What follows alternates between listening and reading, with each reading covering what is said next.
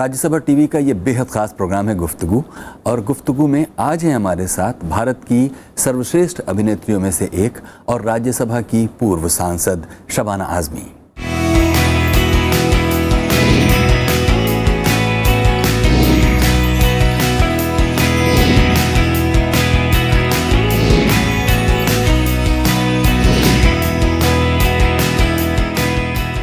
शबाना आजमी एक शानदार अभिनेत्री।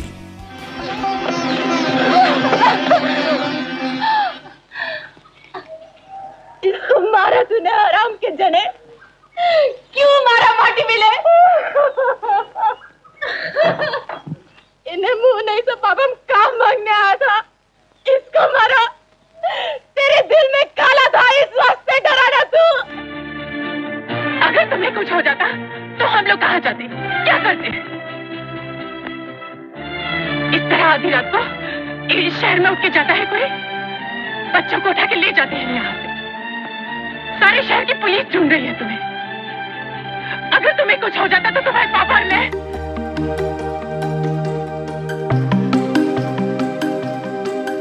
बीते करीब 43 वर्षों से फिल्मों की दुनिया में सक्रिय शबाना आजमी किसी परिचय की मोहताज नहीं है। फिल्मों में उनके अभिनीत चरित्रों के विविध रंग हैं, जिनमें धड़कती हैं इंसानी जिंदगियां। नारी निकेतन के नाम पे चेक जरूर भिजवा दूंगी। बढ़िया नारी निकेतन वाली अपने दामाद के साथ इश्क लड़ाती, क्या हमको नहीं मालूम? और हमको उपदेश देती है। अरे हम हैं तो समाज है, और इतनी ही फिक्र है तो अपने मर्दों को बांध के रखो ना घर पे। मर्द खरीदता तभी तो औरत बेचती है अपने आप को, और खराबी सिर्फ औरत में दिखती है, मर्द में नहीं। जबकि धोखा हर बार मर्द ही देता है।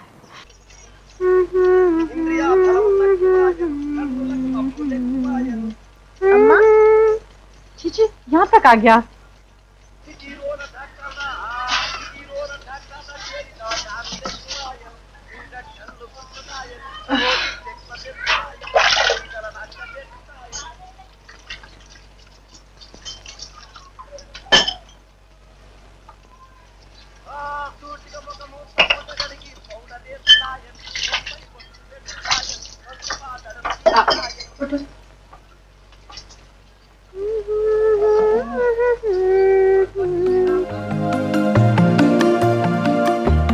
पांच बार सबसे अच्छी अभिनेत्री के राष्ट्रीय फिल्म पुरस्कार से सम्मानित शबाना आजमी अनेक बार कई दूसरे सम्मानों और पुरस्कारों से भी नवाजी जा चुकी हैं। मत करो ये काम, मत करो ये काम। इतना बड़ा नदी, इतना चौड़ा, इसको पार मत करो ये काम। पागल हो गई है का? मत करो ये काम। कौन देगा 20 रुपया? हाँ बता। नहीं नहीं, हमसे नहीं होगा, मत करो ये काम। तो भूखा मरेगी? है? नहीं, भूखा मरेगी? हमसे नहीं होगा। पेट में बछुआ लेकर नदी पार। अरे मरे तू और मरे तेरा बछुआ। ले भाग यहाँ से, हम अकेला कर लेंगे, जा। इससे तो वही अच्छा था जब आप उस चुड़ैल डोमनी के कोठे पर पड़े रहते थे। इतना तो मालूम रहता था आप घर आने वाले नहीं। अब तो घर पर रहकर भी आप हमसे नहीं मिलते।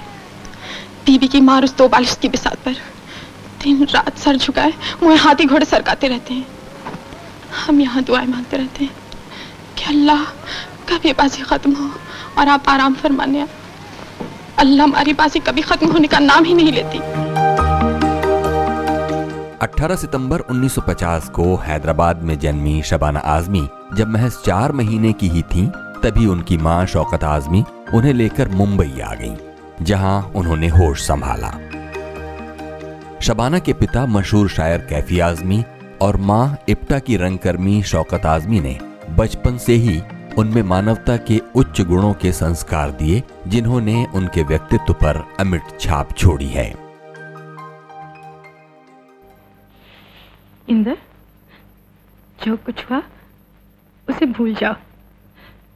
चलो यहाँ से कहीं चलते हैं, दूर, एक नए सिरे से जिंदगी शुरू करते हैं। जो कमी थी, कमजोरी थी, कोशिश करूंगी वो ना रहे। एक मौका और दे दो इंदर। अभिनय के अलावा शबाना आजमी सामाजिक रूप से संवेदनशील मुद्दों पर सदा मुखर रहती हैं। शबाना आजमी के चाहने वाले उनकी अदाकारी और उनके ऊर्जावान व्यक्तित्व के अलावा उनकी गायकी की भी राह तकते हैं।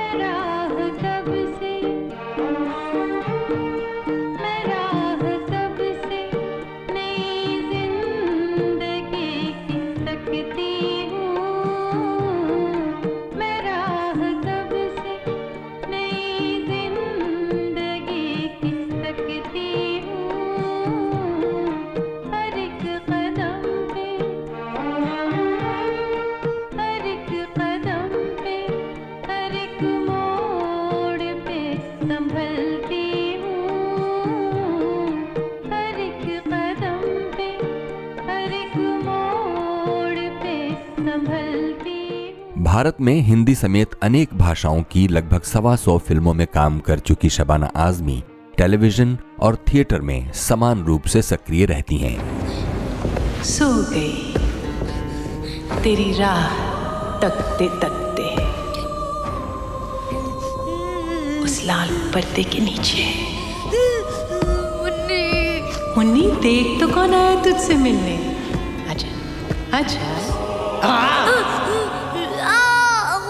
मुन्नी देख चुन्नी आई है तुझसे मिलने, जरा उठ तो।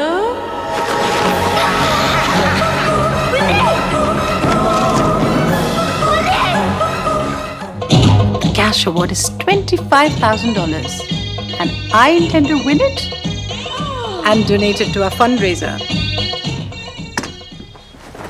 That's why I did it. What?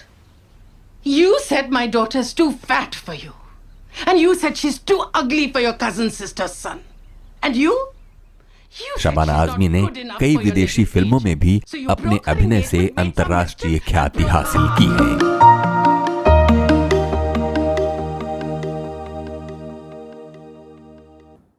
बहुत बहुत स्वागत है शबाना जी। शुक्रिया। हमें बताइए कि एक अभिनेता की जिंदगी पर पढ़ने लिखने का कितना असर होता है और वो कितना ज़रूरी है कि इंसान पढ़ता लिखता रहे। मैं समझती हूँ कि ये बहुत ही ज़रूरी है, क्योंकि सिर्फ अभिनेता को नहीं बल्कि किसी भी कलाकार के लिए ये बहुत ज़रूरी है कि वो ज़िंदगी से जुड़े रहे और ज़िंदगी के जो मसाइल हैं, ज़िंदगी की जो खूबसूरतियाँ हैं उससे जुड़े रहे। एक्टर के लिए जो सबसे इम्पोर्टेंट चीज़ होती है वो है इमेजिनेशन, और जब आप पढ़ते हैं तो आपका इमेजिनेशन और चौड़ा होता है और बड़ा होता है, और इसलिए मैं समझती हूँ कि बेहद ज़रूरी है कि अदाकार जो है, जो अभिनेत्री है, वो ज़रूर पढ़े लिखे।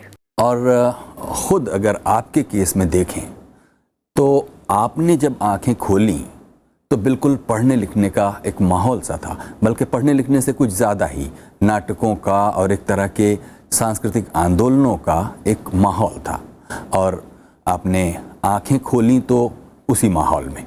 शुरुआती अगर कुछ किताबों का आप जिक्र करें या उन्हें याद करें कि कौन सी वो किताबें थीं जिन्होंने ज़िंदगी को बदल भले ना दिया हो, लेकिन बाद तक भी ये एहसास रहा कि कभी उसे दोबारा पढ़ेंगे, उसमें कोई ऐसी चीज़ थी जिससे नया सीखने को कुछ मिला?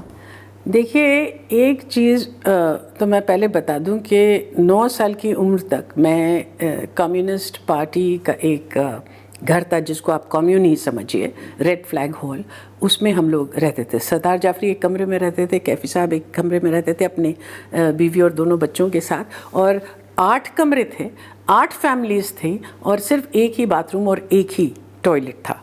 तो एक दूसरे का बहुत प्रभाव और असर रहा है, और हम लोग सब एक कम्युनिस्ट सोच में ही बड़े हुए। जब मैं 7 साल की थी तो मेरे वालिद ने मुझे एक काली गुड़िया दी और कहा कि ये देखो मैं तुम्हारे लिए लाया हूँ। और मैं तो बहुत मायूस हो गई, क्योंकि मैं अंग्रेज़ी स्कूल में पढ़ती थी और मैं चाहती थी कि जैसी बाकी की लड़कियों के पास गोरी गुड़िया हो जिसके भूरे बाल हों और नीली रंग की आंखें हों, मुझे भी वैसी ही गुड़िया मिले। लेकिन इतनी नन्ही सी उम्र में अब्बा ने मुझसे कहा था कि ब्लैक इज़ ब्यूटीफुल टू, जो आज का स्लोगन है, उन्होंने इतने साल पहले बताया था। तो जो हमारे पास माहौल था, चाहे वो किताबें ही क्यों ना हो, जो भी था वो ऐसा नहीं है कि हमको किसी चीज़ पे लेक्चर दिया जाता था। ऐसा कभी नहीं बोला गया कि तुम ये किताब पढ़ो या ये किताब पढ़ो। लेकिन अब्बा को हमेशा मैं या तो लिखते हुए या पढ़ते हुए ही देखती थी, तो जाहिर है किताबों से दिलचस्पी हुई। लेकिन एक और शिकायत मुझे हमेशा उनसे रही है कि हम लोग ये चाहते थे कि क्योंकि अंग्रेज़ी स्कूल में पढ़ते थे तो हैंस एंडरसन की जो फेरी टेल्स हैं वो हमको मिले, उसके जगह पर हमको मोटी मोटी रूसी किताबें मिलती थी जो कि वो सोवियत यूनियन का जो प्रेस है उसमें वो करते थे। तो हम हमेशा शिकायत करते थे कि भाई बच्चों के लिए आप लोग कुछ खूबसूरत चीज़ भी लाइए। लेकिन जाहिर है जिस तरह का लिटरेचर हमने उस ज़माने में पढ़ा, चाहे उस वक्त हमने शिकायत क्यों न की हो, उसका तो प्रभाव हमेशा रहा है। मुझे ऐसा लगता है कि मैंने बहुत छोटी सी उम्र में मदर पढ़ी थी और फिर उसको मैंने अपनी मम्मी को करते हुए देखा था, तो उसका और ज़्यादा मुझ पर प्रभाव हुआ। लेकिन मैं जो हूँ ना, मेरी समझ में नहीं आता था कि शायर कौन सी बला है। मैं समझती थी कि शायर शायद वो इंसान हो जो कुछ काम धाम करता नहीं है, क्योंकि अब्बा को मैं हमेशा बस पढ़ते हुए देखती थी या लिखते हुए। मेरे हिसाब से तो काम वो लोग करते हैं जो दफ्तर जाते हैं, जो टाई वाई पहन के सुबह में जाते हैं और फिर शाम में वापस आते हैं ढंग से। तो अब्बा तो बिल्कुल ऐसे नहीं थे। लेकिन जब स्कूल में मैंने शायरी पढ़नी शुरू की, अंग्रेज़ी शायरी, और जब मैं टेनिसन से वाकिफ़ हुई और वर्ड्सवर्थ से वाकिफ़ हुई और कीट से वाक़फ़ियत हुई, तब मैंने रियलाइज़ किया कि अच्छा मेरे अब्बा भी शायर हैं, तो ये तो बहुत बड़ी बात है।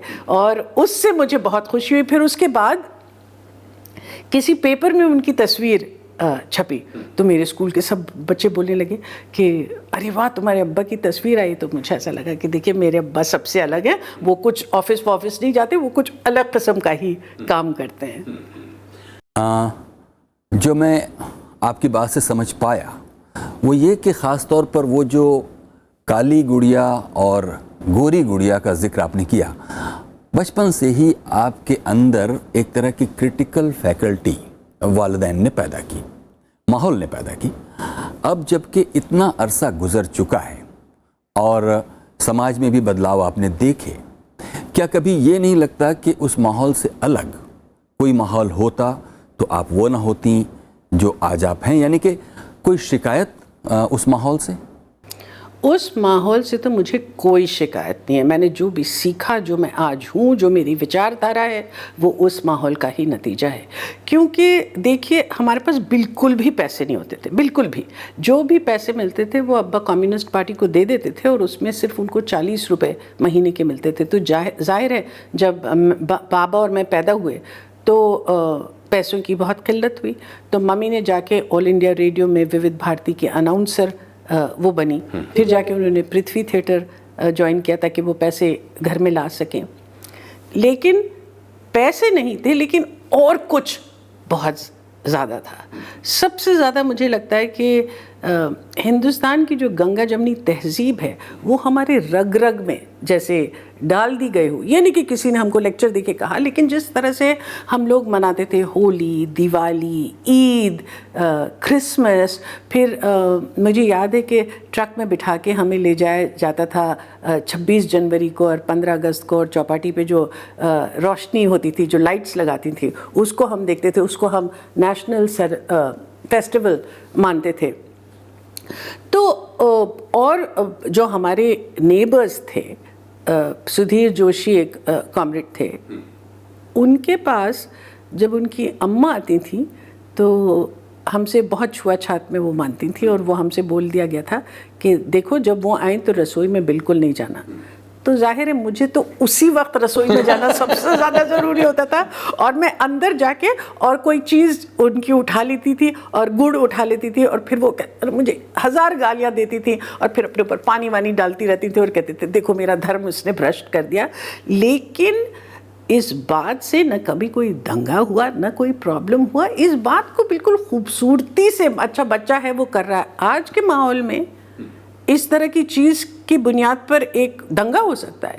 ये मेरे लिए एक बहुत तकलीफ़ की बात है कि जो हमारी सबसे बड़ी विरासत है, हमारी जो गंगा जमनी तहजीब है, उस पर सिस्टमेटिकली अटैक हुआ जा रहा है और इससे मुझे बहुत बहुत तकलीफ़ होती है। जब आपने एक्टिंग के लिए सोचा होगा कि अब आपको अपनी ज़िंदगी का रास्ता एक्टिंग की तरफ मोड़ लेना है, तो उससे पहले कौन से आपको इंडिकेटर्स मिले होंगे या वो कौन से अर्ली इम्प्रेशंस हैं जिनसे आपको ये लगा होगा कि अगर एक्टिंग की तो उसमें कुछ एक्सेल किया जा सकता है?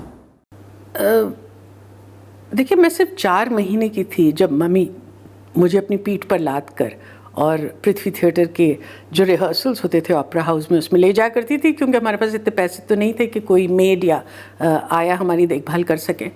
फिर जब टूर्स होते थे तो उस पर जब मेरी छुट्टियां थी तो मम्मी मुझे ले जाती थी। तो पृथ्वीराज कपूर ने मेरे लिए कपड़े बना दिए थे ग्रुप सीन्स में, तो ग्रुप सीन्स पर मुझे डाल दिया जाता था। तो एक तरह से थिएटर जो है वो बाय प्रोसेस ऑफ ऑस्मोसिस मेरे पास आ गया। उसके बाद स्कूल में मैं क्वीन मैरीज में पढ़ती थी और अंग्रेज़ी स्कूल में पढ़ती थी, जो कि सिर्फ गर्ल्स स्कूल था। तो हर साल मैंने नाटक में ज़रूर हिस्सा लिया, लेकिन हमेशा लड़कों का ही रोल करती थी। पता नहीं, कोई बहुत बहुत टॉम बॉयश पर्सनैलिटी थी मेरी। उसके बाद हम लोग सेंट ज़ेवियर्स कॉलेज में आए। तो सेंट ज़ेवियर्स कॉलेज में उस वक्त कोई अंग्रेज़ी थिएटर ग्रुप ही था, हिंदी का कुछ नहीं था। तो फारूक शेख जो मेरे 2 साल सीनियर थे, उन्होंने सेंट ज़ेवियर्स कॉलेज में, जी, हम दोनों ने मिलके एक हिंदी नाट्य मंच बनाया, जिसके वो प्रेसिडेंट थे और मैं जनरल सेक्रेटरी थी। तो हमको बिल्कुल भी पैसा कॉलेज से नहीं मिलता था। वो पैसा जो है वो फारूक की जेब से ही आता था। और फिर जब फर्नीचर की ज़रूरत होती तो मेरी एक फ्रेंड थी परना, अभी भी है, तो उसके घर से पूरा फर्नीचर ला के हम किसी तरह से प्ले करते थे। लेकिन हमेशा हमको best play, best actor, best actress का अवार्ड ज़रूर मिलता था। तो वो उस वक्त 150 रुपये थे, जो कि बहुत बड़ी बात थी। तो हम लोग जो है ऐसा करते थे, क्योंकि मैं बहुत दूर रहती थी और फारूक मुझे छोड़ने आते थे, तो हम खामखा की एक टैक्सी सामने के लिए ले लेते थे और एक टैक्सी पीछे के लिए, और हम लोग बैठ के जाते थे बड़े ऐश से कि देखिए हमने तो इतने सारे पैसे कमा लिया, हम उसको लुटा सकते हैं। लेकिन जब हमने काफ़ी बार हमको इंटर कॉलेजिएट अवार्ड्स में हमको मिले, तो फिर हम सेंट ज़ेवियर्स गए और हमने कहा कि देखिए आप तो अपने अंग्रेज़ी थिएटर ग्रुप को तो पैसे देते हैं, तो हमको भी दीजिए। तो आप यकीन नहीं मानेंगे, उन्होंने हमको 10 रुपये दिए, 10 रुपये। तो ज़ाहिर हम बहुत नाराज़ हुए और हमने कहा कि ये स्कूल के कॉलेज के डोनेशन में आप ले लीजिए, आपकी कोई ज़रूरत नहीं है। लेकिन वहाँ से सही मानों में मुझे इंटरेस्ट बाकायदा तौर पर लगा। उसी दौरान मैंने फिल्म इंस्टीट्यूट की कुछ डिप्लोमा फिल्म्स देखी, जिसमें जया भादुरी की एक फ़िल्म थी सुमन, और मैं उसको देख के बेहद मुतासिर हुई। मैंने उस तरह की एक्टिंग नहीं देखी थी हिंदी सिनेमा में, और मैं उससे बहुत फैसिनेट हुई। और फिर मैंने सोचा, यहाँ पे टोकने का दिल करता है कि सुमन में जया भादुरी की जो एक्टिंग थी और उससे पहले कौन सी ऐसी एक्टिंग थी, इस तरह 2 अलग अलग एक्टिंग स्टाइल्स हो गई होंगी। जो पहले से चली आ रही एक्टिंग होगी वो आपको नापसंद रही होगी। वो क्या चीज़ थी जो आपको नापसंद थी, जिस वजह से सुमन में जया जी की एक्टिंग आपको पसंद आई? ऐसा कोई ख़ास मुझे याद नहीं है कि मैं किसी चीज़ को नापसंद करती थी, ऐसा नहीं था। या मुझे ऐसा नहीं था कि जिस तरह का सिनेमा उन दिनों में बन रहा था और जिस तरह की एक्टिंग हो रही थी उससे मुझे कुछ शिकायत थी, ऐसा नहीं था। मेरा रुझान बहुत ज़्यादा थिएटर की तरफ था, और ये जब मैंने देखा तो मुझे ऐसा लगा ये कोई नई चीज़ है। आपका जो सवाल है वो बिल्कुल जायज़ है, लेकिन उस वक्त मेरी सोच ऐसी नहीं थी। तो फिर मैंने सोचा कि मैं भी फिल्म इंस्टीट्यूट ज्वाइन करूँगी। और फिर मुझे याद है मैंने अब्बा से कहा कि अब्बा मैं एक्ट्रेस बनना चाहती हूँ, तो आपको कोई एतराज़ होगा? तो उन्होंने कहा बेटे आपने अपने लिए जो भी रास्ता चुना है उसमें मुझे कोई एतराज़ नहीं होगा। अगर आप ये चाहती हैं कि आप कल को मोची बनना चाहें और जूते बनाना चाहें तो उसमें भी इतराज़ नहीं होगा, बशर्ते कि आप ये वादा करें अपने आप से कि आप सबसे बेहतरीन मोची बनने की कोशिश करेंगे। तो ये बहुत बड़ी बात थी, एक वालिद को अपनी बच्ची को बोलना बहुत बड़ी बात थी, and I was very dilated. फिर जब मैं फिल्म इंस्टीट्यूट में गई तो वहाँ मुझे बेस्ट स्टूडेंट का स्कॉलरशिप मिल गया बहुत ही जल्द, कुछ 3 महीने के अंदर आत्माराम की स्कॉलरशिप थी वो मुझे मिली। और मैं फिल्म इंस्टीट्यूट में स्टूडेंट थी जब मैंने 2 फिल्में साइन कर ली। सबसे पहली जो फिल्म साइन की है वो है ख्वाजा अहमद अब्बास की फासला, जबकि मैं फिल्म इंस्टीट्यूट में सिर्फ स्टूडेंट थी।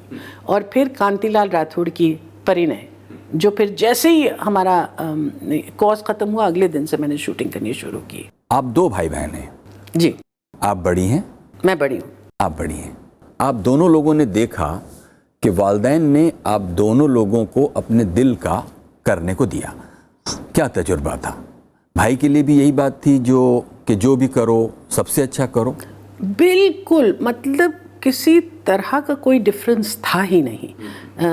बाबा और मुझ में, हमारी परवरिश में, हमारे से जो उम्मीदें लगाई गई थी उनसे, या जो हमारी परवरिश है उस पर बिल्कुल बराबरी से हमको पाला गया। एक्सेप्ट शायद बाबा, क्योंकि मुझसे ज़रा से छोटे थे तो उनकी इन्फ्लुएंसेस थोड़े अलग हो गए।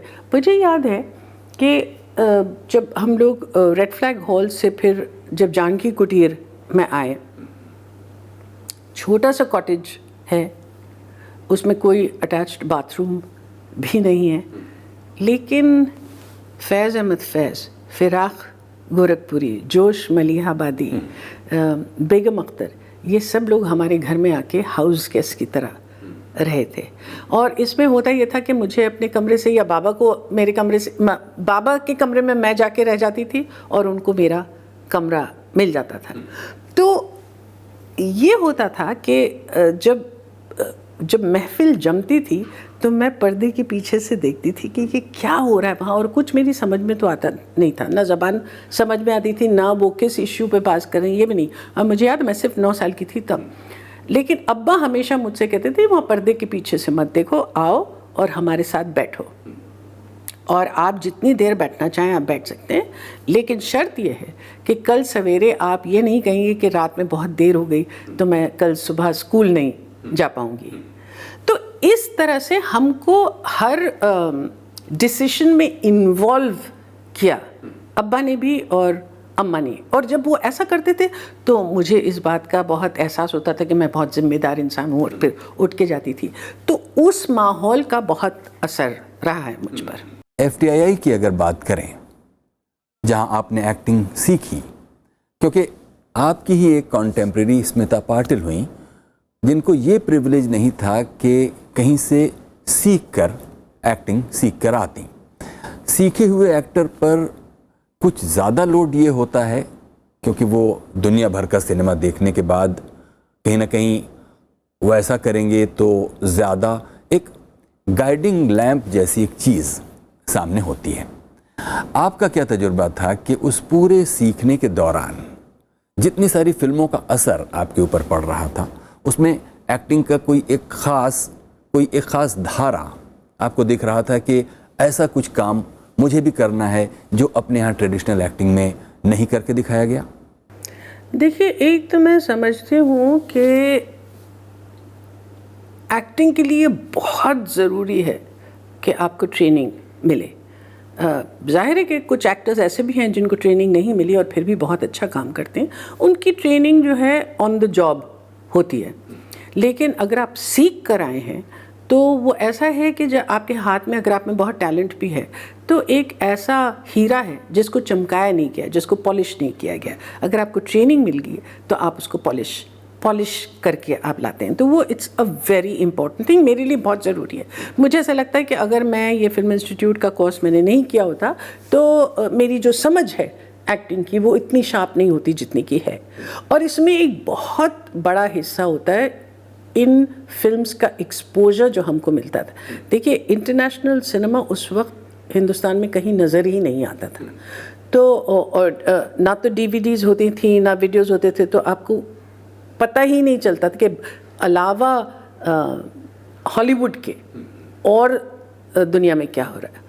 अब वहाँ जब मुझे एक्सपोजर मिला, और ख़ास तौर से चाहे वो बर्गमैन हो या कुरोसावा हो या गॉडार्ड हो या फेलिनी हो, तो मुझे ऐसा लगा जैसे एक बिल्कुल जादुई दुनिया मेरे सामने खुल गई। और इंगमार बर्गमैन की मैं बहुत मद्दा हूँ, और उनकी जो एक्ट्रेसेस हैं, ख़ास तौर से लिव उलमन, उनका मेरे ऊपर बहुत गहरा असर हुआ, क्योंकि उनसे बहुत इंटेंसिटी उनके रोल्स में होती थी और मुझे सिर्फ ऐसा लगता था कि उनको कैमरे की इतनी अंडरस्टैंडिंग है कि छोटा सा फ्लिकर ऑफ द आईब्रो वो काम कर देगा, उसमें आपको लंबे लंबे डायलॉग बोलने की ज़रूरत नहीं। और मुझे ये हमेशा ऐसा लगता था कि हिंदी फिल्मों में हर चीज़ को बहुत एग्जैजरेट करके बोला जाता है, पूरे बाहर इमोशन हो। और मैं ये समझने लगी थी कि इमोशन तभी इफ़ेक्टिव रहेगा कि जब आप उसके अगेंस्ट प्ले करें। अगर आप भरे में हैं इमोशन के साथ और आप उसको दबाने की कोशिश करें तो वो ज़्यादा इफ़ेक्टिव होगा। अगर आप पूरा का पूरा उसको निकाल दें हमेशा तो वो इफ़ेक्टिव नहीं होगा। You need to play against the grain and against the emotion. ये मैंने फिल्म इंस्टीट्यूट में और ख़ास तौर से लिव उलमन की फिल्मों को देख के सीखा। एक नाम तो आपने लिव उलमन का लिया, और भी नाम अगर आप लेना चाहें, क्योंकि वक्त गुजरने के साथ साथ और भी एक्टर्स आपके सामने आते जाते हैं और आपको लगता है कि ये कुछ और भी रह गया आपके लिए सीखने के लिए उनसे? नहीं, सीखने को तो हमेशा, देखिए एक्टर को तो सारी उम्र सीखना पड़ता है। अभी मैं आपसे बात कर रही हूँ तब भी मैं सीख रही हूँ, मैं बात भी कर रही हूँ उसके साथ साथ आपके एक्सप्रेशंस को भी देख रही हूँ, ये देख रही हूँ कि आप किस तरह से बैठे हैं, कौन सा लहजा आपने इख्तियार किया। ये सब चीज़ें, ऑब्जर्वेशन जो है एक्टर के लिए सबसे इम्पॉर्टेंट चीज़ है। और मैं आपको एक बहुत ख़तरनाक चीज़ बताऊँ एक्टर्स के लिए, जो कि बहुत चिलिंग होती है, कि हमारे लिए ये इतना ऑटोमेटिक हो जाता है चीज़ को ऑब्ज़र्व करना कि कभी कभी बहुत इमोशनल मोमेंट्स में भी ऐसा लगता है कि एक दूसरा इंसान बैठा हुआ देख रहा है। मैं आपको एक इंसिडेंट सुनाऊं जिसके बारे में मैं जब भी सोचती हूँ मुझे बहुत वहशत होती है। मेरी जो खाला हैं उनके शौहर की डेथ हो गई थी और यहाँ नहीं रहती, बाहर रहती हैं, और मैं उसके कोई 6-7 महीने बाद उनसे मिलने गई।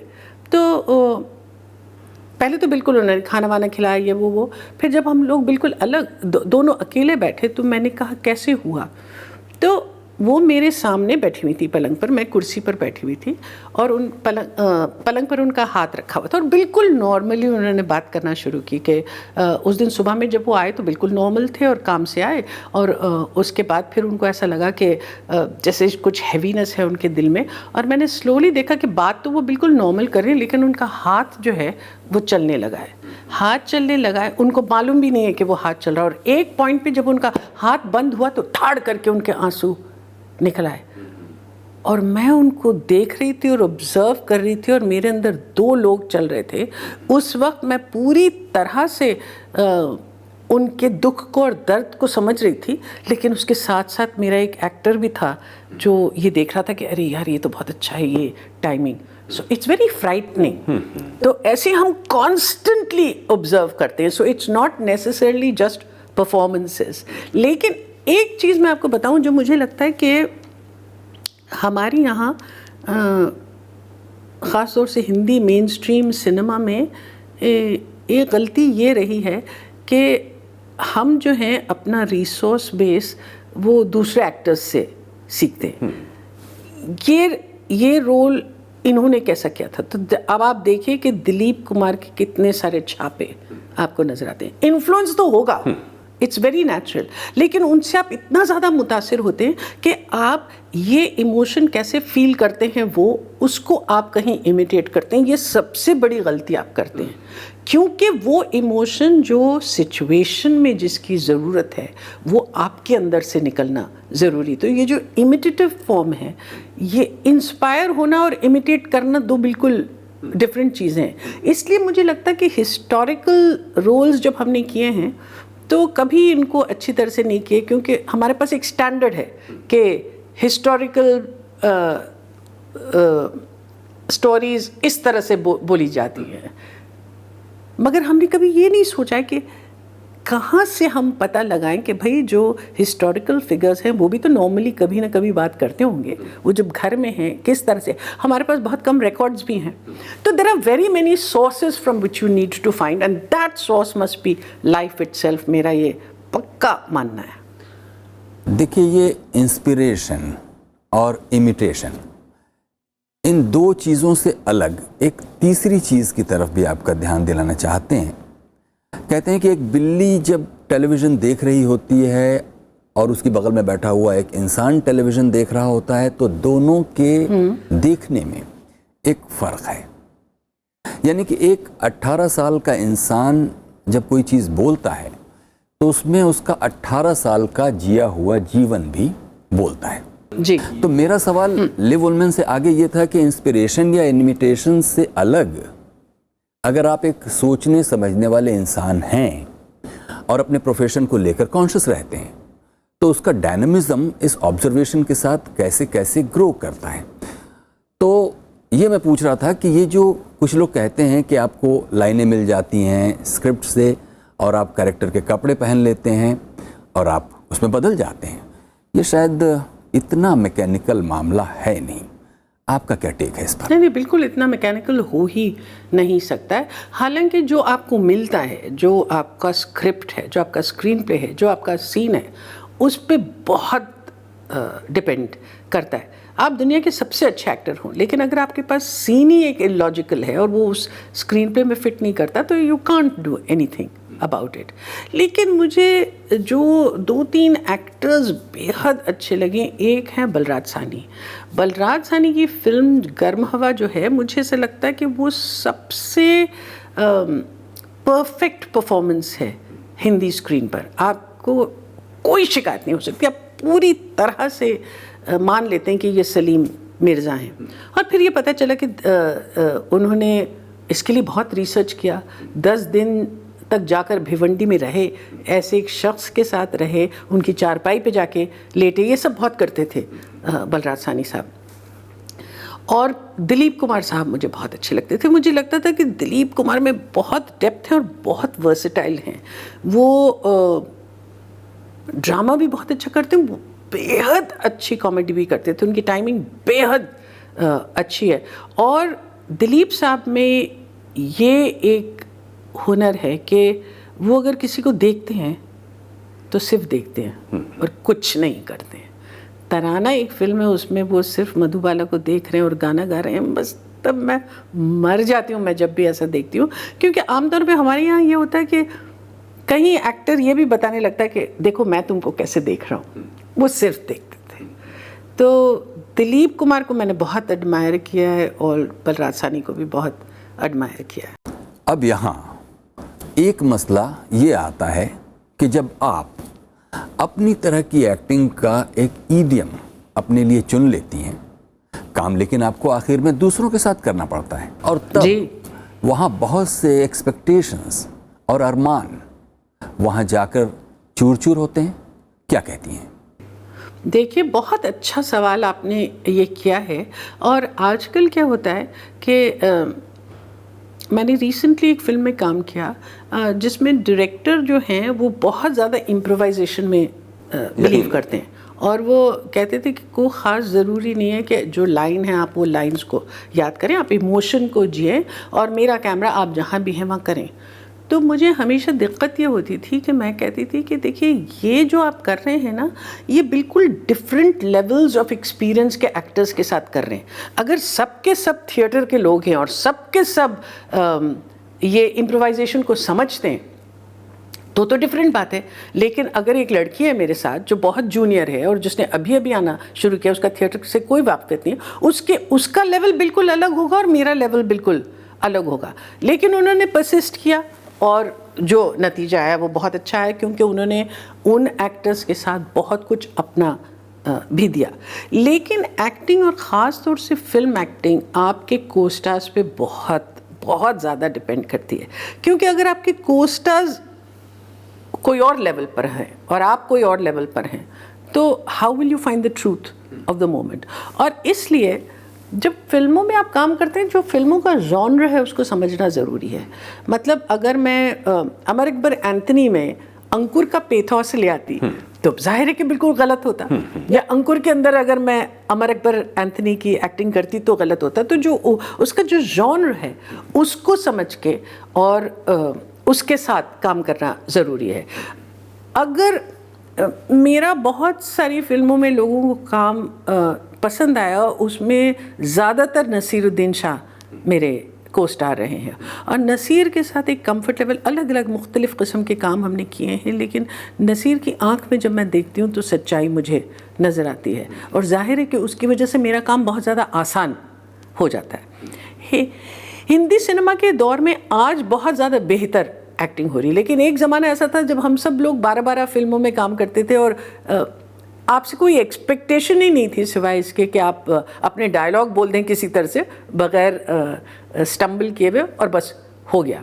वो दौर मुझे लगता है सबसे पुअर दौर था हिंदी सिनेमा का।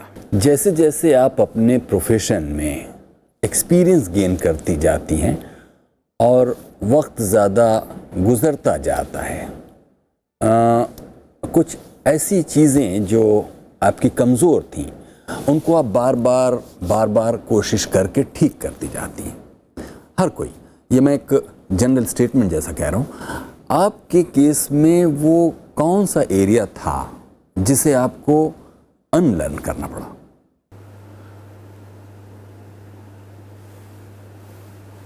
It's an interesting question. Unlearn शायद उसके लिए सही लफ्ज़ नहीं होगा, लेकिन देखिए मैं जब पहली फिल्मों में आई और मैंने कमर्शियल फिल्मों में काम करना शुरू किया, Fakira was the first film that I did, जो कि बहुत कामयाब फिल्म थी शशि कपूर के साथ। तो उसमें अब जब मुझे गाना गाना था, तोता मैना की कहानी तो पुरानी पुरानी हो गई, तो मुझे बहुत ऑकवर्ड लगता था क्योंकि मुझे वो लाइफ से सिचुएशन लगता ही नहीं था और मुझे बहुत सारी अड़चनें बीच में आती थी। कैफी आज़मी की बेटी ये क्या कर रही है, सेंट ज़ेवियर्स कॉलेज की, हाँ सेंट ज़ेवियर्स कॉलेज की पढ़ी हुई लड़की ये क्या कर रही है, मैं तो पढ़ी लिखी हूँ, इस तरह की बेहुदा हरकत कैसे कर सकती हूँ। और ये सब करके मेरी जो ऑकवर्डनेस थी, क्योंकि मैं उसको बहुत ज़्यादा फील करती थी, वो ऑकवर्डनेस आपको स्क्रीन पे नज़र आती थी। तो आप मेरी अगर शुरू की फिल्में देखें तो मैं सॉन्ग सिचुएशंस में बहुत अनकम्फर्टेबल हूँ। फिर मैंने रियलाइज़ किया कि देखिए ये जो है इस मीडियम के साथ नाइंसाफ़ी भी है और ये कोई आप में कमी है जिसको आपको कवर अप करना पड़ेगा। और ख़ास तौर से जब डांस करना था तो बस मुझे इतनी वहशत होती थी क्योंकि डांस मुझसे होता ही नहीं था और उसमें बहुत ज़्यादा इस बात की झिझक शामिल थी कि नहीं ये क्या चीज़ है, ये मैं क्यों करूं। आज जब मैं देखती हूँ तो जो बिल्कुल नौजवान कलाकार हैं कितने मंझे हुए तरीके से कर सकते हैं और आप कोई भी काम कर सकते हैं अगर आप रिहर्सल करें तो वो अनलर्न जो मुझे करना पड़ा वो ये है कि देखिए you are not doing anybody a favour. अगर आपने ये तय पाया, कोई कमर्शियल सिनेमा मरे नहीं जा रहा है कि अगर शबाना आज़मी हमारे साथ काम नहीं करेंगी तो हम मर जाएंगे, किसी और को ले लेंगे। आप करना चाहते हैं ना तो आप जो आपकी कमज़ोरी है उसको आप ऑकवर्ड करके उस पर्दे के पीछे ना छुप कर इस बात को आप कबूल करें कि ये आपको आता नहीं और ये आपको करना पड़ेगा। उससे मिलके जिंदगानी हाय कितनी सुहानी हो गई, मिलते ही नजर हुआ ऐसा असर, मैं फकीर की रानी हो गई, तोता मैना की कहानी तो पुरानी हो गई। अब देखिए जैसे मंडी का जो कैरेक्टर है उसका बिल्कुल अलग तरह का डिक्शन और अलग तरह का लिंगो है जिसमें आप पहचानी जा सकती हैं कि वो हैदराबाद के आसपास की कोई दुनिया होगी, लेकिन एक शहरी माहौल में पली बढ़ी होने की वजह से एक ख़ास तरह का लहजा, एक ख़ास तरह का शहरी टोनेशन, और वो कई बार ऐसे कैरेक्टर्स में जो मिसाल के तौर पर अंकुर जैसे केस में कहीं उसके लिए कुछ ज़्यादा एफर्ट करके वहाँ पहुँचना पड़ता है। जाहिर है, हालांकि एक्टर्स के लिए मुझे लगता है कि डायलेक्ट बोलना या ज़बान बोलना ये उनकी जो रेpertoire है उसमें एक नेसेसरी चीज़ है। लेकिन देखिए मैं 21 साल की थी जब अंकुर के सेट पे गई। इससे पहले मैं कभी नहीं गई थी, किसी गांव में मैंने कदम ही नहीं रखा था। तो श्याम बेनेगल ने मुझे कहा कि तुम ये साड़ी पहनकर, वो ऊंची सी उटंगी साड़ी वो लोग पहनते हैं, और तुम जो है घूमो ताकि तुम्हारी चाल ढाल सही होने लगे। फिर मुझसे उकड़ू नहीं बैठा जाता था। अब उस फिल्म में बहुत सारे ऐसे सीक्वेंसेस हैं क्योंकि लक्ष्मी जो है एक छोटे से झोपड़े में रहती है, खाना वाना सब उकड़ू बैठ के बना। उकड़ू वैसे आपसे क्यों नहीं बैठा जाता था? कभी बैठी नहीं थी? कभी बैठी ही नहीं थी, कभी बैठी ही नहीं थी। तो श्याम बेनेगल ने फिर ये कहा, उन्होंने कहा कि अच्छा हम लोग जब लंच करेंगे तो हम सब लोग तो हैं वो डाइनिंग टेबल पर बैठ के खाना खाएंगे, आप वहाँ ज़मीन पर बैठ के खाइए। तो मैं वैसे ही करती थी। तो कोई 3-4 दिन के बाद सेट पे जो है कुछ कॉलेज के स्टूडेंट्स आए और उन्होंने देखा कि मैं एक कोने में वैसे कपड़े पहन के बैठी हूँ। तो उन्होंने कहा कि हेरोइन किधर है? तो मैंने कहा कि वो आज नहीं आई है, उसकी ज़रूरत नहीं है। तो तुम क्या करती है? मैंने कहा मैं आया का रोल करता। अच्छा ठीक है करके चले गए। अब ये शाम बेनेगल ने देखा और उन्होंने कहा आओ, अब तुमने अपनी जगह बना ली है, तुम आके हमारे साथ डाइनिंग टेबल पर खाना खाओ, क्योंकि तुमने उन लोगों को कन्विंस कर दिया कि तुम जो है आया हो, सही हो। तो इस तरह से बहुत सारी ऐसी चीज़ें हैं जो आपको सीखनी पड़ती हैं। और वहाँ की जो औरतें थी उनको इस बात से बहुत हंसी आती थी कि तुम इतनी पढ़ी लिखी और शहर की लड़की और तुमको जो है वो कूटना नहीं आता है, मिर्ची कूटना नहीं आती। क्योंकि मैं जब उसको ऐसे करती थी तो वो हमेशा चली जाते थे। तो they used to laugh a great deal कि क्या फ़ायदा है। तो इस तरह से उनसे दोस्ती करना, जिस कैरेक्टर को आप कर रहे हैं उसको समझना, उसकी साइकी समझने के लिए आपको उनके बारे में बहुत कुछ सीखना पड़ता है। डांस की बात आपने की तो मुझे एक चीज़ याद आई, आप ही से पूछता हूँ वरना मैं भूल जाऊंगा। वो कब हुआ था डांस जब आप और जीनत अमान और परवीन बाबी, हाँ, वो आप सब लोग डांस कर रहे थे। एक ब्लैक एंड वाइट वीडियो है, वो दूरदर्शन पर उसकी रिकॉर्डिंग है। R D Burman live orchestra कर रहे थे, आशा जी भी गा रही थी और आप डांस कर रही थी। आपकी साड़ी ऐसी उड़ी उड़ी जा रही है कि मतलब मुश्किल से ही आप उसे संभाल पा रही हैं।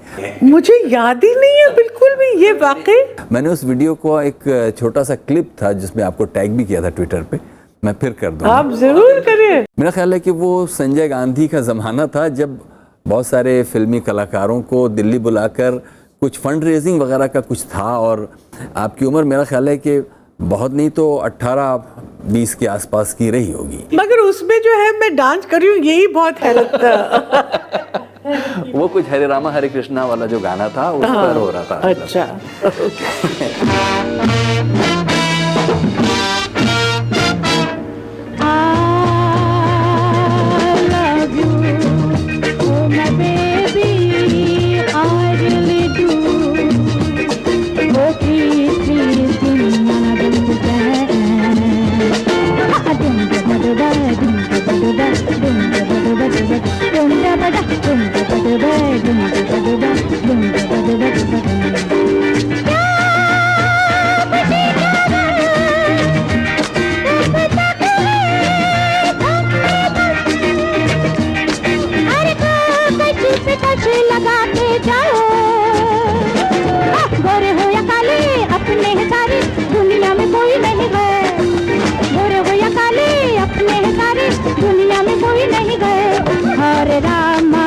कृष्णा हरे राम राम राम राम राम हरे कृष्णा कृष्ण कृष्ण हरे राम, हरे राम हरे कृष्णा हरे राम हरे कृष्णा हरे राम हरे कृष्णा हरे राम हरे Krishna. I love you, oh my baby, I really do. Oh please please give me another little chance. Dum da da da dum da da da dum da da da dum da da da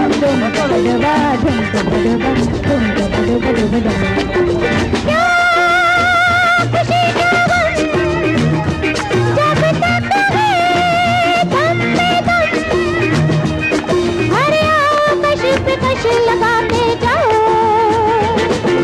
गलियों में घूमो सड़क पे झूमो दुनिया की खूब बरसे, गलियों में घूमो सड़क पे झूमो दुनिया की खूब बरसे। हरे राम राम राम हरे कृष्णा कृष्ण कृष्ण राम राम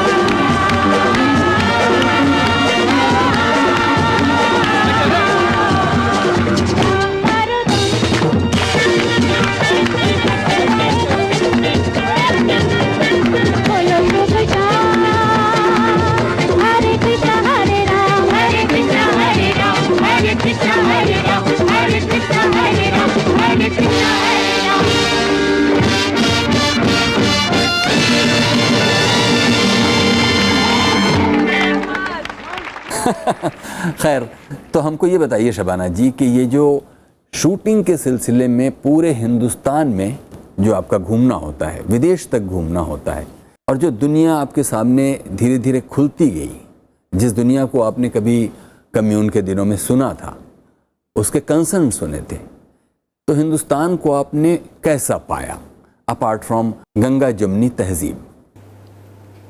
बहुत खूबसूरत मुल्क है, बेहद खूबसूरत मुल्क है। अभी भी मेरा दिल करता है कि अभी बहुत सारी ऐसी जगहें हैं हिंदुस्तान में जो मैंने नहीं देखी हैं। वही मैं समझती हूँ कि इसकी जो सबसे बड़ी ताकत है वो है उसकी डाइवर्सिटी। आप देखिए, एक बहुत इंटरेस्टिंग किस्सा मैं आपको सुनाऊँ। नेस्ले जो है यहाँ हिंदुस्तान आ रहे थे ये सोचकर कि कोई ऐसा ब्रेकफास्ट सीरियल वो बनाएं कि सब के सब पूरे हिंदुस्तानी वही ब्रेकफास्ट सीरियल खाएं, और उन्होंने एक सर्वे किया।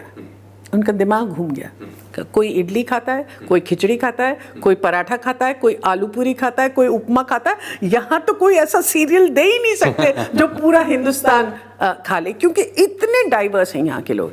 यहाँ की ज़बान अलग है, यहाँ का मौसम अलग है, यहाँ का कल्चर अलग है, यहाँ के खाने अलग हैं। तो ये डाइवर्सिटी मुझे बहुत खूबसूरत लगती है, क्योंकि मुझे लगता है कि डेमोक्रेसी की ये एक बहुत बड़ी ताकत है। आप जैसे अमेरिका जाएं तो बिल्कुल एकसानियत से भरा हुआ एक मुल्क आपको मिलता है। एग्जैक्टली उसी तरह की सड़कें, उसी तरह के स्टोर्स, सब, मतलब आप आंख बंद करके 2 या 3 शहर में जा सकते हैं अमेरिका में, जो कि अलग होने तो बिल्कुल एक जैसे होते हैं। तो ये मुझे इसकी बहुत इसकी खूबसूरती लगती है। और एक बात जो मुझे बहुत फैसिनेट करती है वो ये है कि जब आप हिंदुस्तान में ट्रैवल करते हैं तो आपको बहुत शिद्दत से इस बात का पता चलता है कि हिंदुस्तान एक ऐसा मुल्क है जो कई सदियों में एक साथ जीता है। तो ये बिल्कुल मुमकिन है कि आप बनारस की किसी गली में जाएं और आपको ऐसा लगा कि आप अभी भी 18वीं सदी में कैद हैं, और बाहर निकल के हाईवे पे आएँ तो आपको लगे कि आप 21वीं सदी में। तो ये जो साइमल्टेनिटी है ना, ये मुझे लगता है इसकी बहुत बड़ी रिचनेस है इस मुल्क की। मैं तो हिंदुस्तान के अलावा कहीं दुनिया में नहीं रह सकती, इम्पॉसिबल है। और जिस तरह से आपका एसोसिएशन अलग अलग सोशल इश्यूज़ को लेकर आप बहुत वोकल रहती हैं, उसमें आपका क्या तजुर्बा रहा कि जैसा सोच करके आपने किसी इशू के साथ आप खड़ी हुई, उसे एक अंजाम तक पहुंचाने के रास्ते में जो रोड़े हैं, कई बार इंसान बहुत उत्साह से किसी काम में बहुत लगन से लगता है, बहुत शौक़ से लगता है, और थक कर, हार कर, टकरा कर वापस आ जाता है। इस सिलसिले में अगर आप कुछ दिल खोलना चाहें तो ये मौका है। देखिए, जब आप तब्दीली की बात करते हैं तो तब्दीली, सही मानों में तब्दीली आने में बहुत वक्त लगता है। और मैं गांव में काम करती हूँ। मिजवा एक छोटा सा गांव है यूपी में, आजमगढ़ में, जहां मेरे वालिद की पैदाइश हुई थी और जहां उन्होंने एक NGO फॉर्म किया है, और वहाँ लड़की को केंद्र बिंदु बना के प्रगति का पूरा जो डेवलपमेंट इश्यू है वो उनको लेके किया है। तो बहुत सारी बातें ऐसी होती हैं कि जब मैं कुछ करना चाहती हूँ तो ऐसा लगता है हमेशा कि एक कदम आगे लिया तो 2 कदम पीछे जा रहे हैं। तो उससे बहुत मायूसी होती है, क्योंकि आप अपना सब कुछ दे के ये समझते हैं कि बस वैसे ही हो जाए जैसा आप चाह रहे हैं। अब्बा ने एक बहुत पते की बात मुझे कही थी जो कि मेरा मंत्र बन चुका है। और मैंने उनसे एक बार पूछा था कि अब्बा जो हैं, आप सोचिए कि उनको एक ब्रेन हेमरेज हुआ था जिसकी वजह से उनका लेफ़्ट हाथ और पाँव दोनों पैरालाइज हो गए थे लाइफ के लिए, और उस वक्त वो सिर्फ 55 साल के थे शायद, और वो बम्बई का पूरा कंफर्ट छोड़ के मिजवा चले गए और वहाँ जाके उन्होंने काम करना शुरू किया। तो और मायूसी जाहिर है कि उनके सामने भी होती थी। तो मैंने उनसे एक दिन पूछा कि अब्बा, जब आप तब्दीली के लिए काम करते हैं तो और वो नहीं आती तो आपको मायूसी नहीं होती? तो उन्होंने कहा था, बेटे, जब आप तब्दीली के लिए काम कर रहे हैं तो इस उम्मीद में ये गुंजाइश भी छोड़ दीजिए कि शायद तब्दीली आपकी ज़िंदगी में ना आए, लेकिन ये यकीन रखना चाहिए कि अगर आप अपना काम पूरी सच्चाई से करते रहें तो तब्दीली आएगी, चाहे वो आपके जाने के बाद ही क्यों ना आए। ये मेरे लिए एक इतनी बड़ी सीख थी। और वाकई आज जब मैं मिजवा की लड़कियों को देखती हूँ और देखती हूँ कि कितना बदलाव आया है और कितना ज़्यादा वो अपने पैरों पर खड़ी हो रही हैं, और जो समाज के जितने भी रीति रिवाज के ख़िलाफ़ उनमें ये ताकत है कि वो अपनी जगह बना सकती हैं, तो मुझे ये बात हमेशा याद आती है कि देखिए ऐसा होता। और जब आप इस तरह से लॉन्ग पर्सपेक्टिव में देखते हैं ना, तो फिर मायूसी नहीं हो सकती। इसी नोट पर हम लोग इस बातचीत को ख़त्म भी कर सकते हैं शबाना जी, लेकिन हम चाहेंगे कि कोई ऐसी बात जो इन बातों के बीच में ना आई हो, कोई ऐसा सवाल जो मैंने ना पूछा हो लेकिन आप उसका जवाब ज़रूर ही देना चाहती थी, तो आप दे सकती हैं। अभी फ़िलहाल तो कुछ याद नहीं आ रहा। It's fine. बहुत बहुत शुक्रिया शबाना जी, आपने हमारे लिए अपना इतना कीमती वक्त दिया। बहुत बहुत शुक्रिया। Thank you, thank you. ये थी भारत की सर्वश्रेष्ठ अभिनेत्रियों में से एक शबाना आज़मी, जो कि राज्यसभा में सांसद भी रह चुकी हैं। प्रोग्राम के आज के इस एपिसोड के बारे में कुछ कहना चाहते हो तो हमें लिखें ज़रूर feedback.rstv@gmail.com पर।